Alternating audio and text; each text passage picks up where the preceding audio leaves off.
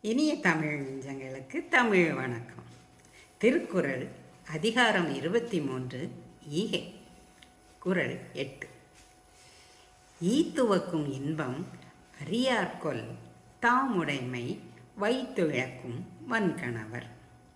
ஏழை எளியோர்க்கு எதுவும் அளித்திடாமல் ஈட்டிய பொருளனைத்தையும் இழந்திடும் ஈவு இரக்கமற்றோர் பிறர்க்கு வழங்கி மகிழ்வதில் ஏற்படும் இன்பத்தை அறிய மாட்டாரோ? ஈத்துவக்கும் இன்பம் அறியார்கொல் தாம் உடைமை வைத்திழக்கும் வன்கணவர்.